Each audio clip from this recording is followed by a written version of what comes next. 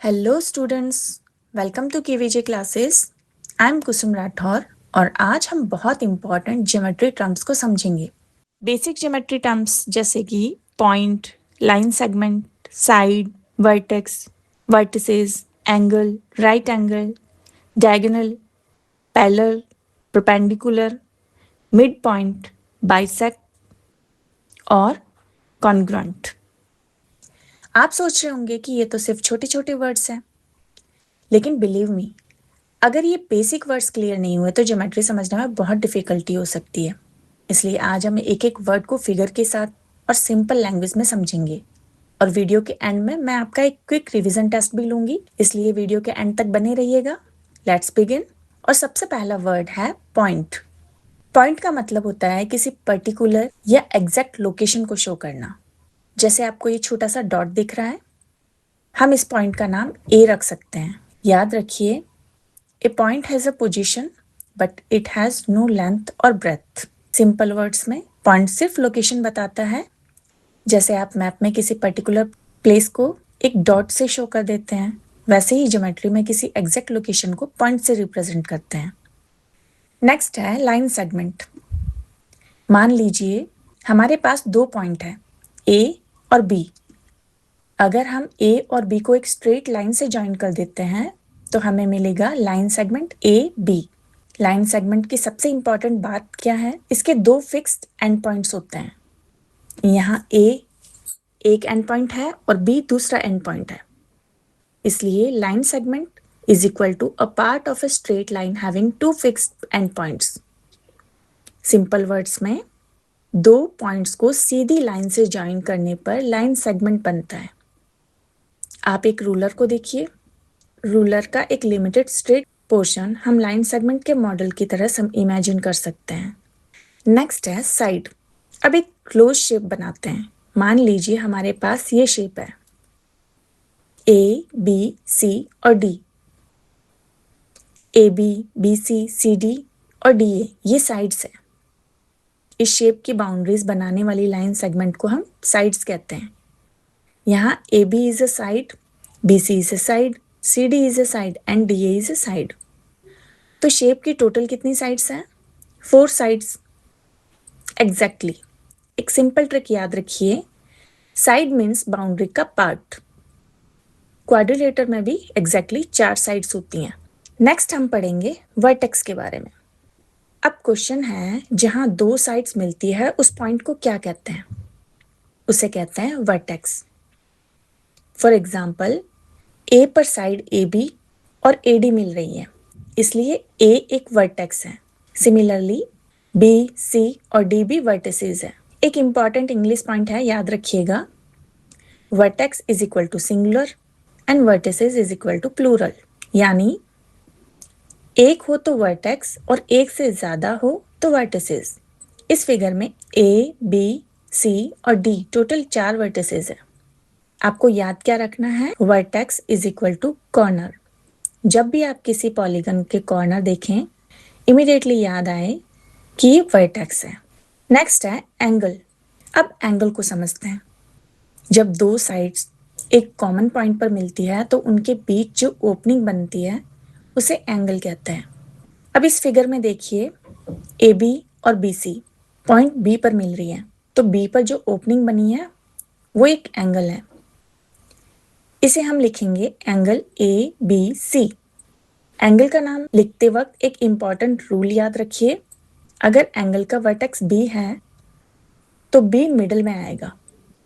So angle A B सी, यहाँ B middle में है, इसका मतलब वर्टेक्स बी है। इजी ट्रिक क्या है? Middle letter is equal to vertex. Next हम पढ़ेंगे राइट एंगल के बारे में। अब एंगल का एक स्पेशल टाइप समझते हैं, राइट एंगल। जब दो लाइंस या साइड एग्जैक्टली 90 डिग्री पर मिलती हैं तो जो एंगल बनता है उसे राइट एंगल कहते हैं। राइट एंगल का मेजरमेंट होता है 90 डिग्री। अब इस फिगर को देखिए, ये कॉर्नर बिल्कुल स्क्वायर के कॉर्नर जैसा है, so this is a right angle. और एक इंपॉर्टेंट पॉइंट, रेक्टेंगल के चारों एंगल्स राइट एंगल्स होते हैं, यानी रेक्टेंगल में 4 angles is equal to 90 degree each. Next है डायगोनल। अब आता है very important term diagonal. Quadrilateral में डायगोनल को समझना बहुत इंपॉर्टेंट है। देखिए हमारे पास क्वाड्रिलेटरल ए बी सी और डी है। अगर हम ए को सी से ज्वाइन करते हैं तो ए सी मिलता है और बी को डी से ज्वाइन करते हैं तो बी डी मिलता है। ये दोनों है डायगोनल्स। डेफिनेशन क्या है डायगोनल की? अ diagonal is a line segment joining two opposite vertices of a polygon. Simple words में बोलें तो अपोजिट कॉर्नर को ज्वाइन करने वाली लाइन सेगमेंट को डायगोनल कहते हैं। यहाँ ए और सी अपोजिट वर्टिसेस है, so A C is a diagonal. Similarly B और डी अपोजिट वर्टिसेस है, so B D is a diagonal. एक ट्रिक याद रखिए, साइड एडजेंस्ट वर्टिसेस को ज्वाइन करती है और डायगोनल्स अपोजिट वर्टिसेस को ज्वाइन करती है, यानी पास पास is equal to side, opposite is equal to diagonal. अब समझते हैं पैरेलल लाइंस।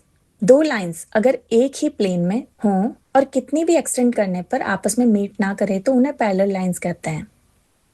जैसे ये दो लाइंस, ये एक दूसरे से सेम डायरेक्शन में जा रही हैं और मीट नहीं करेंगी, इन्हें हम कहते हैं पैरेलल लाइंस। और पैरेलल का सिंबल होता है ये। For example A B parallel to C D, इसका मतलब है line A B is parallel to line C D. Real life examples अगर हम देखें तो नोटबुक के रूल लाइंस को देखिए, रेलवे ट्रैक्स को देखिए, ये पैरेलल लाइंस का आइडिया समझने में हेल्प करती हैं। अब ट्रिक क्या है? Parallel lines is equal to never meet. Next है परपेंडिकुलर लाइंस। अब पैरेलल का ऑपोजिट कॉन्सेप्ट नहीं, लेकिन एक और इम्पॉर्टेंट रिलेशन है परपेंडिकुलर लाइंस। दो लाइंस अगर एक दूसरे को 90 डिग्री एंगल पर इंटरसेक्ट करें तो वो लाइंस परपेंडिकुलर कहलाती हैं। इसका सिंबल है ये। यहाँ हॉरिजॉन्टल लाइन और वर्टिकल लाइन एक दूसरे को 90 डिग्री पर कट कर रही हैं, so A B is perpendicular to C D. Easy trick क्या है? Perpendicular is equal to 90 degree. यहाँ 90 डिग्री देखिए, परपेंडिकुलर का कॉन्सेप्ट याद आ सकता है।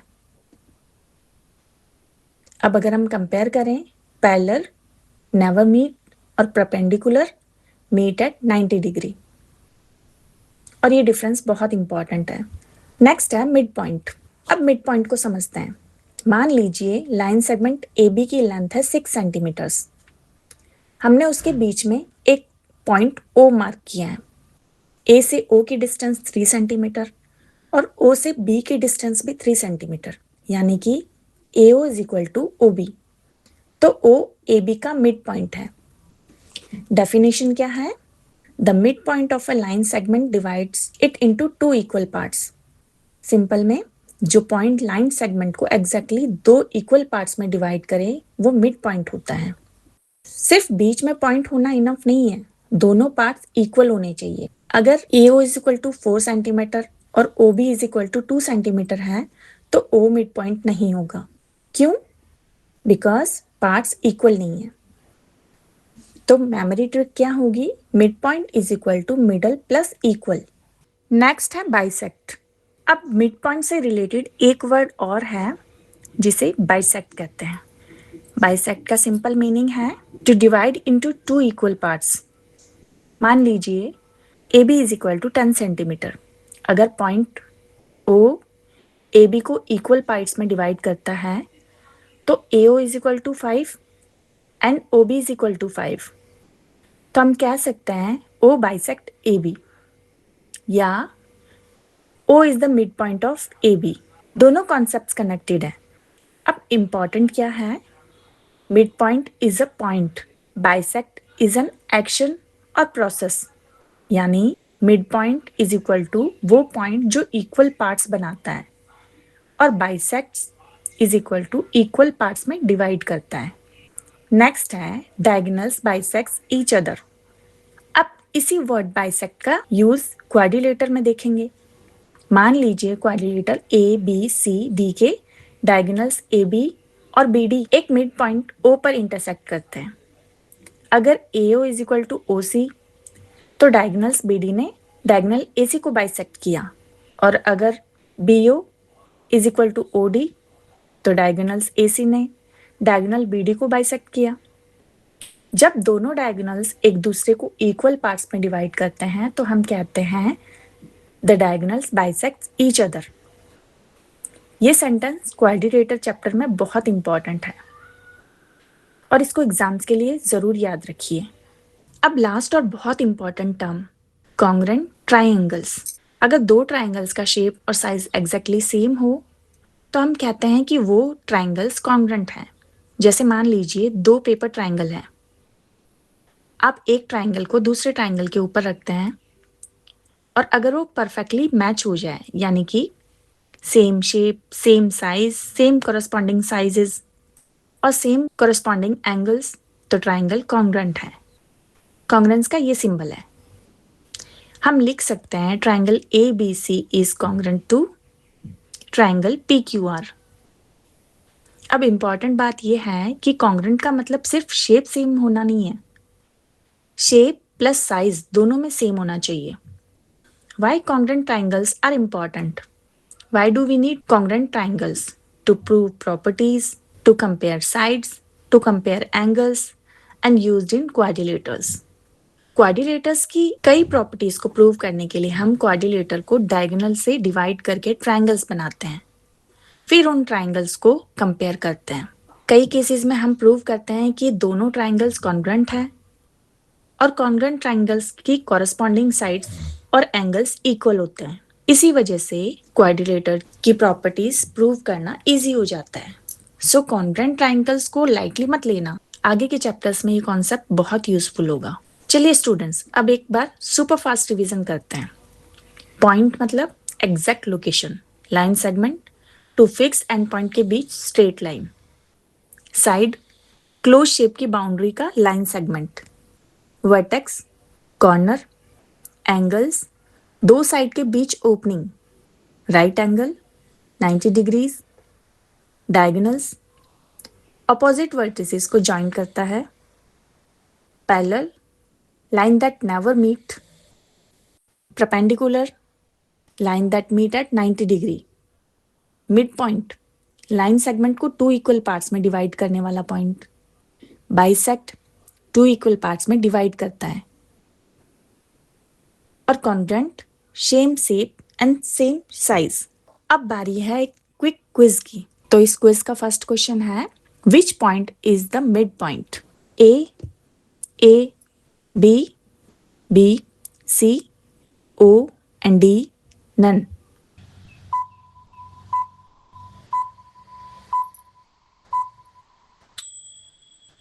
And the correct answer is O. A और B के बीच O पॉइंट है। AO equals 5 centimeters and OB equals to 5 centimeter. तो मिड पॉइंट क्या है? O. Second question, which one is diagonal? A, AB, B, BC, C, AC, and D, AD.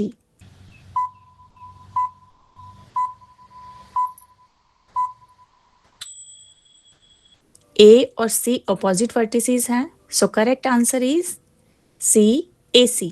Question 3, two lines meet at 90 degree. They are A parallel, B perpendicular, C congruent, and D equal.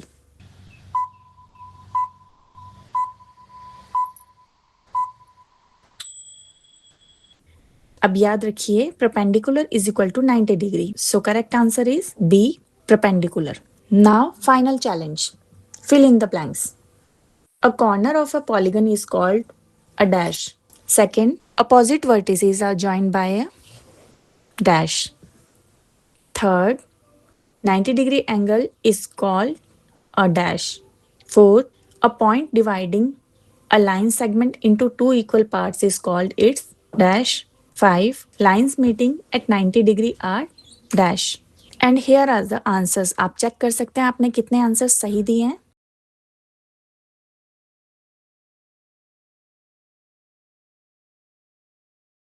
So students, आज हमने सारे important basic geometry terms को detail में समझ लिया है। अगर आपको ये वीडियो यूजफुल लगा हो तो इस वीडियो को लाइक ज़रूर करें, और अगर आप इसी तरह मैथ को इजी लैंग्वेज में स्टेप बाय स्टेप समझना चाहते हैं तो केवीजे क्लासेस को सब्सक्राइब करना ना भूलें। मिलते हैं नेक्स्ट वीडियो में, तब तक keep learning, and keep growing. Thank you, students. See you in the next class. Bye bye.